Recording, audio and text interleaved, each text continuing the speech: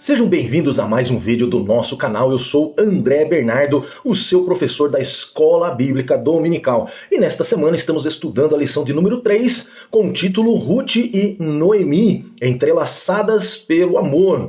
Esse estudo faz parte da revista do terceiro trimestre de 2024, onde o tema da revista nos diz: o Deus que governa o mundo e cuida da família. Os ensinamentos divinos nos livros de Ruth e Esther para a nossa geração. Então, para você não perder nenhum de nossos conteúdos, eu peço que você se inscreva em nosso canal, caso você ainda não seja um inscrito, dê o like no gostei e também deixe o seu comentário. Isso é muito importante para nós. Vamos agora fazer a leitura da introdução da nossa revista, referente à lição de número 3 desta semana. Se você tiver a sua revista, nos acompanhe ou acompanhe a leitura que nós iremos fazer, que nos diz: já fizemos uma visão panorâmica do livro de Ruth e agora vamos caminhar por seus capítulos e versículos focados nos principais personagens da obra, que é Ruth, Noemi e Boaz. Nesta lição, estudaremos o relacionamento entre Noemi e Ruth, duas mulheres unidas por um amor profundo e uma intensa mutualidade. O caráter voluntário da doação pessoal de sogra e nora é um extraordinário exemplo de abnegação e amizade sincera. Vamos analisar agora o nosso mapa mental. Isso mesmo, partindo do texto áureo, que é a base do nosso estudo, do estudo desta semana. Depois nós temos a palavra-chave, em seguida os pontos, o objetivo de cada ponto e seus assuntos, a sinopse e o resultado de toda essa estrutura com a verdade prática. Então vamos lá, começando do texto áureo. Disse, porém, Ruth: não me instes para que te deixe e me afaste de ti. Porque aonde quer que tu fores, irei eu, onde quer que pousares à noite, ali pousarei eu. O teu povo é o meu povo, o teu Deus é o meu Deus. Livro de Ruth, capítulo 1, verso de número 16. A palavra-chave desta lição, da lição desta semana, é amor. O primeiro ponto nos diz: a proposta de Noemi. O objetivo deste ponto é apresentar a proposta de Noemi. Os assuntos deste ponto é, primeiro, uma crise em família. Segundo, tirando força da fraqueza. Terceiro, sem manipulação emocional. A sinopse 1 deste ponto nos diz: a crise familiar de Noemi traz lições a respeito da perseverança e do bem-estar emocional. O segundo ponto nos diz: a convicção amorosa. O objetivo deste ponto nos diz abordar a convicção amorosa de Ruth em relação à sua sogra. Os assuntos deste ponto nos diz: primeiro, uma amizade provada e aprovada. Segundo, amizade na adversidade. E terceiro, um amor prático. A sinopse 2 deste ponto nos diz: a convicção amorosa de Ruth nos ensina a respeito do amor prático. E o terceiro ponto nos diz: a convicção da mulher. O teu Deus é o meu Deus. O objetivo deste ponto é refletir a respeito da convicção de Ruth. O teu Deus é o meu Deus. Os assuntos desse ponto são: primeiro, uma fé fervorosa. Segundo, uma fé que inspira. E terceiro, sensibilidade sobre liderança. A sinopse 3 deste ponto nos diz: a convicção de Ruth nos apresenta uma fé fervorosa e que inspira. E a lição como um todo vai nos trazer a seguinte verdade prática: amar uns aos outros sem nada exigir em troca evidencia que Deus está em nós e nos une em relacionamentos fortes e duradouros. A leitura bíblica em classe desta lição, da lição desta semana que nós estamos estudando, encontra-se no livro de Ruth, onde faremos a leitura do capítulo 1, do verso 6 até o verso de número 8, depois do verso 14 até o verso de número 19. Então, se você estiver com a sua revista, faça uma leitura pausada, meditando em cada verso, para que Deus possa, através da inspiração do Espírito Santo, venha lhe dar o perfeito entendimento destas passagens. Se você não estiver com a sua revista e estiver a sua Bíblia, abra a sua Bíblia e faça a leitura deste capítulo com estes versos.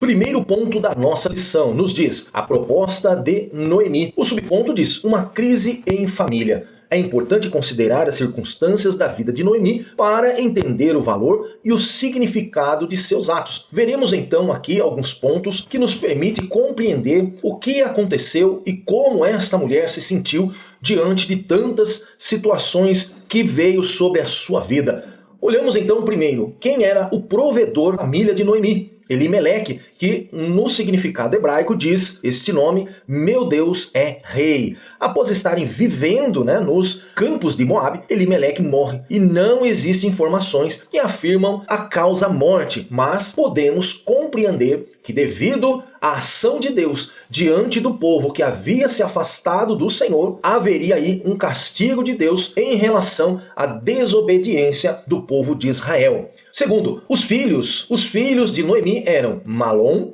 que significa doença, e Quilion, definhamento. Considerando a expressão que os nomes tinham na antiguidade, é bastante provável que Malom e Quilion não tivessem boas condições de saúde desde o nascimento, mas também não existem informações concretas a respeito da morte dos dois. Mas levando em consideração o significado de seus nomes, podemos então até compreender que eram pessoas já com uma certa debilidade de saúde. Mas não podemos também deixar de lado a questão de que eles se envolveram com um povo pagão. Podemos até conjecturar aí um castigo do Senhor em relação às atitudes que estes dois homens tomaram. Nós vemos também aqui as noras, as noras onde nós temos Ruth, uma moabita, e Orfa, também uma moabita, o povo que era um povo pagão. O nome de Ruth significa amizade e o nome de Orfa significa pescoço. Os filhos de Noemi, estando vivendo em Moabe, desejando ficar em definitivo, permitindo a estes homens terem uma boa vida, não desejaram voltar para a sua terra natal. Então, por conta disso, resolveram buscar casamentos com estas mulheres. Eu acredito que diante da punição que Deus estava empreendendo ao povo de Israel, o fato desta família ter fugido para os campos de Moabe refletia uma grande desobediência, pois deveriam ter ficado na terra e deveriam ter se dedicado ao Senhor. Depois nós vemos aqui então a esposa que completa esta família, que é Noemi. E o significado do nome é agradável. Porém, Noemi, após de toda a crise que se instalou em sua família, chegou a dizer que seu nome não seria mais agradável, mas agora se chamaria Mara, porque a amargura tomou conta da sua vida devido às mortes que ocorreram na sua família. Ruth, capítulo 1, verso 20, nos diz: porém ela lhes dizia, não me chameis Noemi, chamai-me Mara, porque grande amargura me tem dado o Todo-Poderoso. Então nós vemos diante desses significados e tudo o que ocorreu, qual era a crise que havia se instalado na família de Noemi. Foi a morte. Segundo, tirando força da fraqueza. Todas as pessoas, inclusive as cristãs, estão sujeitas a dias maus. Vejamos o que diz Eclesiastes capítulo 7, verso 14. No dia da prosperidade goza do bem, mas no dia da adversidade considera, porque também Deus fez a este em oposição àquele, para que o homem nada descubra do que há de vir depois dele. Então, todos nós estamos sujeitos às adversidades, às dificuldades, aos problemas. Ninguém escapa dessa situação. Porém, a diferença é como cada um se comporta em meio às tempestades da vida. Olha só o que diz Efésios capítulo 6, verso 13. Portanto, tomai toda a armadura de Deus, para que possais resistir no dia mau, e havendo feito tudo, ficar firmes. Então, nós precisamos, diante dos problemas, não agirmos como os ímpios, como os gentios, entrando em desespero, entrando aí em uma paranoia, mas não, devemos nos revestir de toda a armadura de Deus para que possamos resistir no dia mau. Noemi não escondeu seus sentimentos, mas também não os explorou como autopiedade ou autocomiseração. Mas vamos entender o que significa essas duas palavras. O que é autopiedade? Autopiedade é um sentimento de piedade ou compaixão que um indivíduo tem em relação a si mesmo, principalmente considerando seus próprios problemas, desgostos e decepções.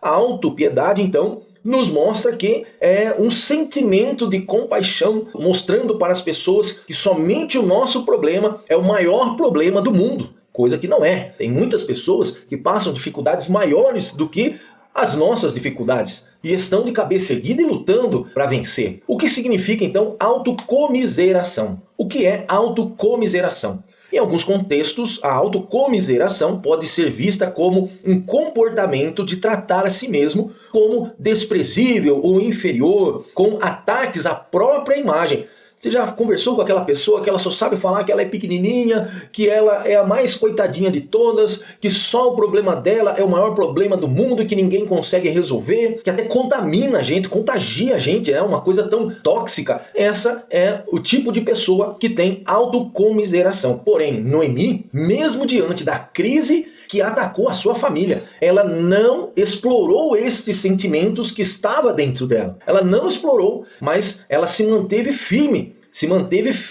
aos pés do Senhor. A distância entre os campos de Moabe e Belém era superior a 120 quilômetros. Idosa, Noemi soube tirar força da fraqueza, subindo e descendo as montanhas em tempos tão remotos. Ou seja, ela não deixou que a sua idade, não deixou que a sua tristeza fizesse com que ela parasse, com que ela desistisse. Mas quando ela ouviu falar que a fome na terra natal dela havia cessado, prontamente ela juntou os seus pertences e disse: não, eu voltarei para a minha casa, eu voltarei para a minha terra, porque Deus é fiel para cuidar da minha vida. Vejamos o que diz Hebreus, capítulo 11, verso 34. Para aqueles que tinham fé, eles apagaram a força do fogo, escaparam do fio da espada, da fraqueza tiraram forças, na batalha se esforçaram, puseram em fuga os exércitos dos estranhos. Então não podemos desistir, não importa a luta, a dificuldade, os problemas, nós temos que ter fé,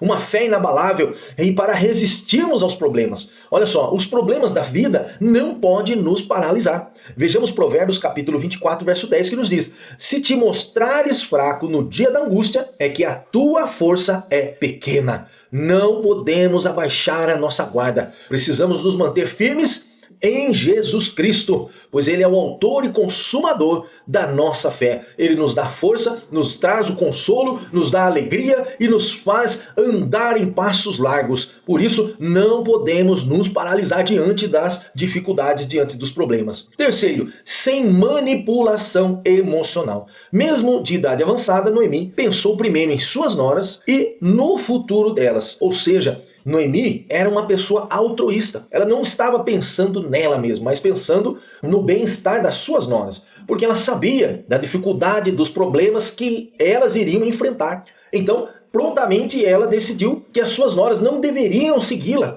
mas deveriam voltar para o seu povo. Olha só o que diz Rute, capítulo 1, verso 7 e verso 8. Por isso, saiu do lugar onde estivera, e as suas noras com ela, e indo elas caminhando para voltarem para a terra de Judá. Disse Noemi às suas noras: ide, voltai cada uma à casa de sua mãe, e o Senhor use convosco de benevolência, como vós usaste com os falecidos e comigo. Que coisa linda, né? Uma mulher cheia do poder de Deus, revestida do Espírito Santo. Olha só, a manipulação emocional é sutil e costuma se manifestar desde a infância. Provérbios, capítulo 20, verso 11, nos adverte: até a criança se dará a conhecer pelas suas ações, se a sua obra é pura e reta. Nós precisamos tomar cuidado. Muitas pessoas tentam manipular outras através da emoção. Noemi poderia ter usado a sua crise, usado a sua idade, usado a sua amargura para emocionar as suas noras, para que as suas noras ficassem com ela. Mas de forma alguma ela agiu assim. Ela agiu de acordo com a palavra de Deus, As suas obras eram puras e retas. O pecado não escolhe idade. Pessoas emocional e espiritualmente sadias não são manipuladoras. Olha aí, não são manipuladoras. Pessoas verdadeiras, pessoas que são cristãs de verdade, pessoas idôneas, elas não usam da emoção, nem muito menos da emoção espiritual. Tome cuidado com quem você está se envolvendo, com quem você está se relacionando, dizendo que é Deus que está usando, quando Deus não está usando, não está falando. Tome muito cuidado. São apenas emoções para tentar te enganar e arrancar o que você tem de precioso, que é o seu dinheiro. Tome cuidado, hein? Olha só o que diz Efésios capítulo 5, verso 6. Ninguém vos engane com palavras vãs, Porque por estas coisas vem a ira de Deus sobre os filhos da desobediência. Muitos que têm agido, enganando as pessoas com palavras vãs ou mentiras, usando de emoções espirituais para enganar as pessoas, elas vão cair na mão de Deus. Uma hora ou outra, elas cairão na mão de Deus, porque Deus está no controle. E na hora certa ele vai puxar, ele vai trazer. E aí, meu irmão, toma cuidado, hein? Toma cuidado, tome muito cuidado. Se você tem agido dessa forma, se você tem enganado, aceita Jesus agora. Você que é pastor, profeta, que se diz profeta, profetiza, pastora, que é Deus que está pingando unção, tome cuidado. Se você estiver agindo certo, amém. Mas se você estiver agindo errado, Deus vai te pegar. Deus vai te pegar. Tome cuidado. Segundo ponto, a convicção amorosa. O primeiro subponto nos diz uma amizade provada e aprovada. Vejamos a declaração das duas nora. Orfa amava Noemi, mas seu sentimento e força moral não eram tão fortes quanto os de Ruth. Vejamos a declaração de Orfa. Ruth, capítulo 1, verso 14. Então levantaram a sua voz e tornaram a chorar, e Orfa beijou a sua sogra, porém Ruth se apegou a ela. Nós vemos nesse verso que Orfa, ela mesmo amando, e sentindo grande afeição por sua sogra, mesmo assim o seu coração desejava retornar para a sua família. Ruth foi despertada pela atitude de sua sogra Noemi, uma convicção amorosa por sua sogra. Ou seja, além de uma declaração de fé em Deus. Então, Ruth, ela além de sentir um grande apreço pela sua sogra, ela também declarou a sua fé em Deus. Vejamos a declaração de Ruth. Ruth, capítulo 1, verso 16 e 17. Disse, porém, Ruth: não me inste para que te abandone e deixe de seguir-te, porque aonde quer que tu fores, irei eu, e onde quer que pousares, ali pousarei eu. O teu povo é o meu povo, o teu Deus é o meu Deus. Onde quer que morreres, morrerei eu, e ali serei sepultada. Faça-se assim o Senhor, e outro tanto, se outra coisa que não seja a morte me separar de ti. Segundo, a amizade na adversidade. Vejamos os níveis de amizade de Orfa e Ruth com a sua sogra Noemi. Vejamos Provérbios capítulo 17, verso 17. Em todo tempo ama o amigo, e para a hora da angústia nasce o irmão. Nós precisamos entender nesse verso que o Senhor está nos dizendo que o amor de um amigo, ele transforma essa amizade em uma irmandade, mas não é uma amizade de conveniência, mas uma amizade verdadeira. E hoje, infelizmente, tem sido muito escasso isso. Muitas amizades são amizades de conveniência, mas no caso de Ruth e sua sogra, era uma amizade verdadeira, onde nasceu uma irmandade entre essas duas mulheres. Olha só o nível de amizade de Orfa. Orfa, mesmo tendo grande apreço pela sua sogra, sua amizade não era tão profunda como a de Ruth.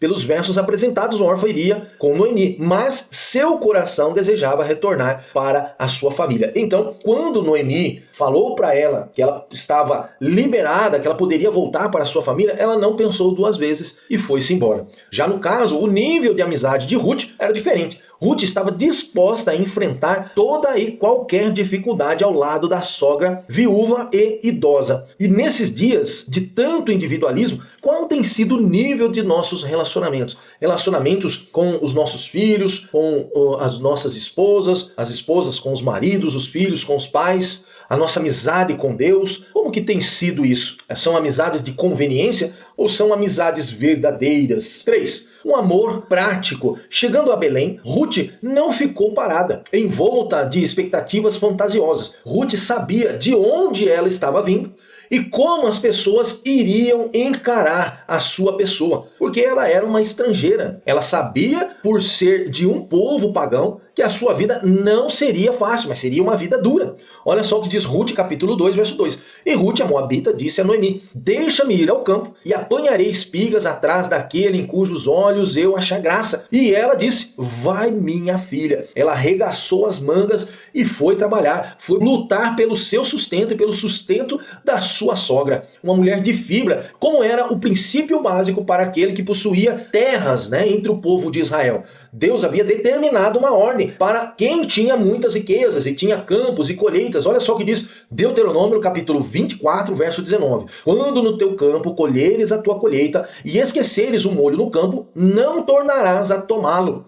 para o estrangeiro, para o órfão e para a viúva será, para que o Senhor teu Deus te abençoe em toda a obra das tuas mãos. Era a ordenança do Senhor que todo aquele que tinha terras, que tinha posses, que deixasse uma parte para os estrangeiros, para os órfãos, para as viúvas, para aqueles que estavam em dificuldade, para que pudesse ter algo para se sustentarem. Deus ainda, ele promete a essas pessoas, quanto mais você abençoar, mais abençoado você será. Porém, ao ocioso, preguiçoso, não caberia essa orientação, desobrigando ao rico, exceto nos casos de incapacidade física ou mental. Fora isso, o preguiçoso, o ocioso, não tinha vez, não poderia, não tinha direito em nada. Olha só o que diz 2 Tessalonicenses capítulo 3, verso 10 a 12. Porque quando ainda estávamos convosco, vos mandamos isto, que se alguém não quiser trabalhar, não coma também. Olha só, você não quer trabalhar? O que você quer fazer da vida? Você não quer nada? Você só quer ficar deitado, só quer ficar na boa? Então, não coma também. Nesse verso cabe, então, a desobrigação daquele que tinha posses, daquele que era rico, em ajudar a esse necessitado, porque na verdade ele era um preguiçoso. Porquanto ouvimos que alguns entre vós andam desordenadamente, não trabalhando, antes fazendo coisas vãs. A esses tais, porém, mandamos e exortamos por nosso Senhor Jesus Cristo, que, trabalhando com sossego, comam o seu próprio pão. Então, se você trabalhar direitinho, honestamente, o que ele está dizendo aqui? Trabalhando com sossego. O que isso significa? Trabalhar honestamente, sem fazer confusão, sem agir de forma errada. Então, comam o seu próprio pão. A pessoa será abençoada por isso. Não importa qual trabalho que seja. Se você trabalhar honestamente, agindo de forma correta, Deus vai te abençoar. E não vai faltar pão na sua casa, não vai faltar pão na sua mesa. Ruth trabalhou e muito nos campos de Boaz. Vejamos Ruth capítulo 2, verso 7. Disse-me ela, deixa-me colher espigas e ajuntá-las entre as gavelas após os segadores. Assim ela veio e desde pela manhã está aqui até agora, a não ser um pouco que esteve sentada em casa. Ou seja, Ruth, ela trabalhou afinco para o sustento da sua casa, para o sustento da sua sogra. Ela trabalhou muito, ela não se sentava, ela pegava de manhã e até à tarde. Tanto até que Boaz admirou-se por uma estrangeira estar agindo dessa forma. Então, ele deu alimento para que ela pudesse comer. E mesmo ela recebendo o alimento, depois você lê o capítulo todo, você vai ver que ela comia um pouco e deixava uma parte para levar para sua sogra. Sempre lembrando da sua sogra, sempre cuidando da sua sogra. Glórias sejam dadas ao Senhor. Ruth não apenas dizia amar, ela praticava o amor. E olha só o que diz a primeira carta de João, capítulo 3, verso 18. Meus filhinhos, não amemos de palavra, nem de língua, mas por obra e em verdade. Qual o amor que você tem pelas pessoas? Como você tem amado a sua família, os seus amigos? Como você tem amado a Deus? É só da boca para fora? Você se importa só da boca para fora? Você diz que ama, mas as suas obras estão dizendo outra coisa. Olha Deus falando com você aí, meu irmão. Deus falando com você, minha irmã. Aleluia. Você tem agido de forma errada, dizendo que ama, mas as suas obras estão dizendo outra coisa. Cuidado, tome cuidado. A palavra de Deus está dizendo, não ameis de línguas ou de palavras apenas, ou seja, da boca para fora, mas em verdade. Que as suas obras possam mostrar o amor que você tem, aleluia, pelo seu Deus, pela sua família, pelos seus amigos, pela sua igreja, aleluia. Terceiro ponto, a convicção da mulher. O teu Deus é o meu Deus. Uma fé fervorosa. Ruth é um exemplo de fé fervorosa. Vejamos Ruth capítulo 2, verso 12, que nos diz, o Senhor retribua o teu feito e te seja concedido pleno galardão da parte do Senhor Deus de Israel, sobre cujas asas te vieste a abrigar. Nós vemos aqui nesse verso que Ruth, ela entregou a sua vida ao Senhor. E por ela entregar a sua vida e passar a viver uma vida dedicada ao Senhor, Deus a abençoaria, Deus lhe traria galardão. Aleluia, nós vemos um exemplo dessa mulher. Uma mulher que veio de um povo pagão, um povo idólatra, quebrando todas as barreiras. Aleluia, não importa de onde você veio, não importa a sua situação, qual o seu modo de vida, mas se você aceitar o Senhor Jesus na sua vida, se você deixar que Deus venha transformar a sua vida, você alcançará a vitória. vitória em nome de Jesus, como Ruth alcançou a vitória através da fé que ela tinha no Senhor. Ruth renunciou ao modelo de vida frívolo dos moabitas e não seguiu caminhos fáceis entre os belemitas. Olha só, o que Ruth poderia fazer? Ela poderia ter continuado viver, com a família dela, mas ela não aceitou. Ela não aceitou continuar a viver com aquele povo pagão, porque agora ela servia ao Deus Todo-Poderoso. E mesmo sendo estrangeira, ela preferiu se dedicar à sua sogra, vivendo uma vida honesta, uma vida de trabalho e dedicação e devoção ao Senhor. Ela poderia ter usado o seu corpo, ela poderia ter feito tantas coisas, mas não. Ela preferiu guardar a sua vida, guardar o seu corpo para algo que Deus haveria de dar para a sua vida. Ela cria nisso. Olha só o que diz Ruth, capítulo 3, verso 10. E disse ele, quem? Boaz, bendita sejas tu do Senhor. Olha só, um homem do povo de Israel sabia quem era ela, ele sabia quem era Ruth. E ele diz, e disse ele, bendita sejas tu do Senhor, minha filha. Melhor fizeste esta tua última benevolência do que a primeira, pois após nenhum dos jovens foste, quer pobre, quer rico. Ela poderia, E quantas mulheres aí nós vemos que têm aí buscado fazer coisas tão desonrosas consigo mesmo, em vez de se manterem puras, se manterem tocadas, esperando no tempo do Senhor, esperando na vontade e na promessa do Senhor.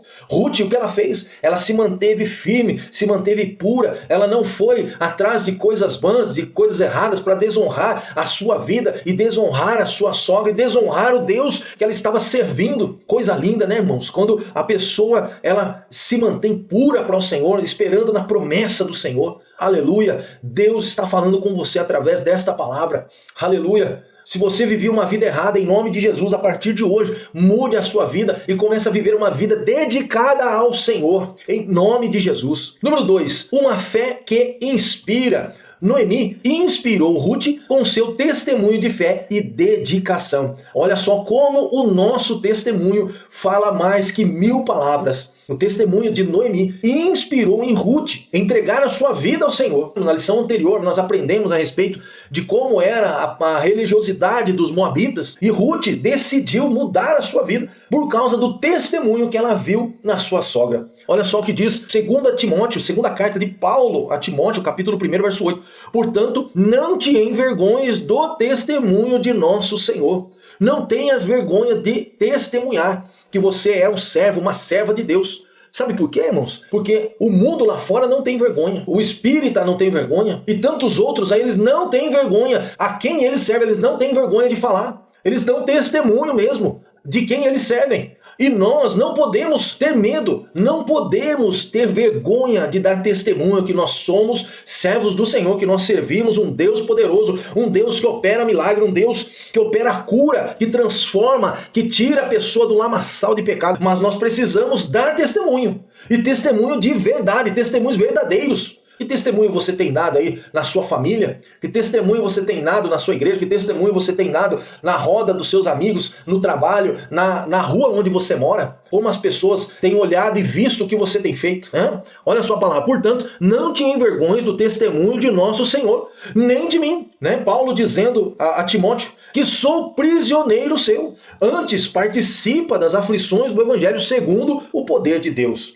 As mulheres cristãs mais velhas têm uma missão especial e muito importante. Muito importante. Olha só o que diz a carta de Paulo a Tito, capítulo 2, do verso 3 a 5. As mulheres idosas, semelhantemente, que sejam sérias no seu viver. Olha só como a missão das mulheres idosas. Elas devem ser sérias no seu viver. Uma senhora que vive aí uma vida desavergonhada, é ridículo isso. A palavra de Deus está dizendo, que seja séria, que tenha uma vida séria, que a sua palavra seja uma palavra boa, uma palavra que agrega alguma coisa para as pessoas, como convém às santas. Tem mulheres aí que são fofoqueiras, que querem saber da vida dos outros, não cuidam da sua própria vida. A palavra está dizendo, como convém às santas não caluniadoras. É pecado isso daí, meu irmão, é pecado, minha irmã. Não dadas a muito vinho, mestras no bem, para que ensine as mulheres novas a serem prudentes, a amarem seus maridos, amarem os seus filhos, a serem moderadas, castas, boas donas de casa, sujeitas a seus maridos. Aqui, como nós já mencionamos, sujeitas a seus maridos não quer dizer ser capacho do seu marido, não. Não é isso que a palavra de Deus está dizendo. A amarem seus maridos, amarem seus filhos. Olha só, a fim de que a palavra de Deus não seja blasfemada. Ou seja, viva você que é uma mulher idosa, uma mulher de mais idade. A sua missão é o quê? É viver a palavra de Deus, semeando a palavra de Deus através da sua vida, através do seu testemunho, através da sua seriedade, da sua idoneidade, da sua fé, da sua devoção, da sua dedicação. Essa é a missão especial que todas as mulheres mais velhas, de mais idade, elas têm em suas mãos. E nós temos, infelizmente, visto quantas mulheres trazendo desonra para sua casa, para sua família, para a sociedade, né? Com as suas atitudes desavergonhadas. Deus está falando aqui. Aleluia. Número 3, sensibilidade sobre liderança. Vejamos aqui os exemplos de sensibilidade espiritual. Sensibilidade das mulheres, né? Especificamente aqui de mulheres, como elas são sensíveis à voz de Deus, até mais do que muitos homens por aí, viu? Muitos homens por aí. Presta atenção, Evangelho de Lucas, capítulo 24, versos 5 a 10. Olha só. E estando elas muito atemorizadas e abaixando o rosto para o chão, eles lhes disseram: por que buscais o vivente entre os mortos? Não está aqui, mas ressuscitou. Lembrai-vos como vos falou, estando ainda na Galileia, dizendo: convém que o Filho do Homem seja entregue nas mãos dos homens pecadores e seja crucificado, e ao terceiro dia ressuscite. E lembraram-se das suas palavras. Quem? As mulheres que foram até o sepulcro para ver o corpo do Senhor. E voltando do sepulcro, anunciaram todas as coisas aos 11 discípulos e a todos os demais. E eram Maria Madalena e Joana e Maria, mãe de Tiago, e as outras que com elas estavam, as que diziam estas coisas aos apóstolos. Olha só a sensibilidade que essas mulheres tinham. Mesmo elas não tendo uma voz ativa na liderança, mas elas eram dedicadas, observadoras, eram mulheres devotas, fiéis e possuíam uma grande sensibilidade espiritual. Tanto até que lembraram de todas as palavras que Jesus havia dito, que ele deveria passar por isso, mas que ao terceiro dia ele iria ressuscitar. Aleluia! Olha só, agora vejamos o Evangelho de João, capítulo 20, verso 13 a 16. E disseram-lhe eles: mulher, por que choras? Ela lhes disse: porque levaram o meu Senhor, e não sei onde o puseram. E tendo dito isto, voltou-se para trás e viu Jesus em pé, mas não sabia que era Jesus. Disse-lhe Jesus: mulher, por que choras? Quem buscas? Ela, cuidando que era o hortelão, disse-lhe: Senhor, se tu o levaste, dize-me onde o puseste, e eu o levarei. Disse-lhe Jesus: Maria. Oh, aleluia! Ela, voltando-se, disse-lhe: Rabi, que quer dizer mestre. Maria, ao ouvir a voz do Senhor chamando o nome dela, ela conheceu imediatamente. Imediatamente ela o conheceu. Aleluia! Louvado seja o nome do Senhor. Irmãos, nós precisamos ter essa sensibilidade. E como nós conseguiremos essa sensibilidade? Orando, se dedicando, estudando a palavra de Deus, buscando ao Senhor em oração. Só assim nós alcançaremos a sensibilidade espiritual. Às vezes Deus está falando com você, diretamente você não percebe, porque lhe falta sensibilidade. Aleluia! A palavra de Deus está falando, a palavra de Deus está aí confrontando a sua alma e você está aí, insensível. Por quê? Porque ainda não tem a sensibilidade espiritual. E como você vai alcançar? Através da oração, através do relacionamento com o Senhor. E qual é o papel da liderança espiritual em relação a essa sensibilidade espiritual que as muitas mulheres têm? Qual deve ser a posição, o papel da liderança espiritual para com estas mulheres? O primeiro objetivo da liderança é o quê? Ajudar. Olha só o que diz Filipenses capítulo 4, verso 3. E peço-te também a ti, meu verdadeiro companheiro, que ajude essas mulheres que trabalham comigo no Evangelho, e com Clemente e com os meus outros cooperadores, cujos nomes estão no livro da vida. Paulo, escrevendo aos Filipenses, ele fala: olha, muitas mulheres trabalham afinco no Evangelho. Ajude essas mulheres, não as abandone. Não faça descaso com essas mulheres, mas ajude-as. Paulo orientando os filipenses, Segundo, a liderança espiritual deve reconhecer essas mulheres. Romanos capítulo 16, verso 12 diz: saudai a Trifena e a Trifosa, as quais trabalham no Senhor. Saudai a amada Pérside, a qual muito trabalhou no Senhor. É reconhecer o trabalho dessas mulheres. Reconhecer a liderança espiritual, ela tem que reconhecer o trabalho dessas mulheres. Aleluia! Louvado seja o nome do Senhor. É maravilhoso quando nós vemos as mulheres sendo exaltadas, sendo elogiadas, sendo cuidadas pela igreja, pela liderança da igreja. Isso é maravilhoso, dando oportunidade para elas crescerem espiritualmente, desenvolverem espiritualmente. Isso é maravilhoso. Esse é o papel da liderança espiritual. Terceiro, guardar. A liderança espiritual da igreja precisa guardar as mulheres. Olha só o que diz o Evangelho de Marcos, capítulo 12, verso 38 a 40. E ensinando-os, dizia-lhes: guardai-vos dos escribas que gostam de andar com vestes compridas, e das saudações nas praças, e das primeiras cadeiras nas sinagogas, e dos primeiros assentos nas ceias, que devoram as casas das viúvas. A liderança espiritual precisa guardar desses homens que devoram, enganando-as com fábulas, com palavras vãs, com emoções espirituais, emocionalismo. A liderança precisa guardar essas mulheres. Olha só, e isso por pretexto de largas orações, achando que é Deus, achando que é Deus usando, e na verdade não está usando, estão roubando essas mulheres, estão roubando a esperança, roubando a espiritualidade dessas pessoas. Estes receberão mais grave condenação. Não pensa você que tem agido errado. Aquele que tem, aleluia, roubado as mulheres, roubado a esperança dessas mulheres, não pensa você que vai passar desapercebido aos olhos do Senhor. Não está passando desapercebido. No momento certo, Deus vai tratar com você, em nome de Jesus.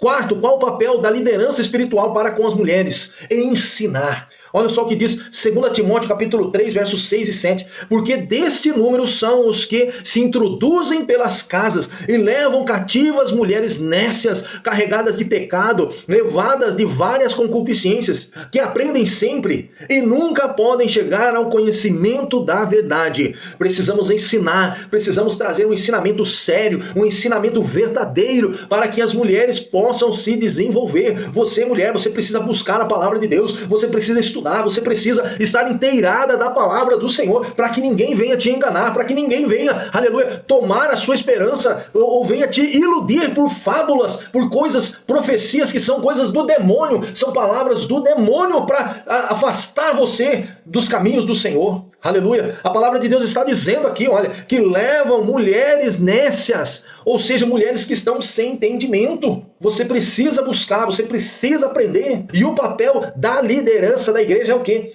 É ensinar a palavra de Deus para todos, não só para as mulheres, mas para as mulheres, para os homens, para que não sejam enganados, para que não sejam levados por fábulas. O relacionamento de Noemi e Ruth nos ensina quão precioso para Deus é o amor altruísta. Aleluia! Glórias a Deus! Chegamos ao final de mais uma lição para a glória do Senhor. Eu peço a você que reveja todos os pontos que nós comentamos. O ponto 1, a proposta de Noemi. O ponto 2, a convicção amorosa. E o ponto 3, a convicção da mulher. O teu Deus é o meu Deus. E também reveja o nosso mapa mental com toda a estrutura da lição, que vai te ajudar aí nos seus estudos. E se você ministra a aula da escola dominical, também vai ser de grande ajuda para você entender como foi montada a estrutura da lição. Então, com o mapa mental, isso facilita.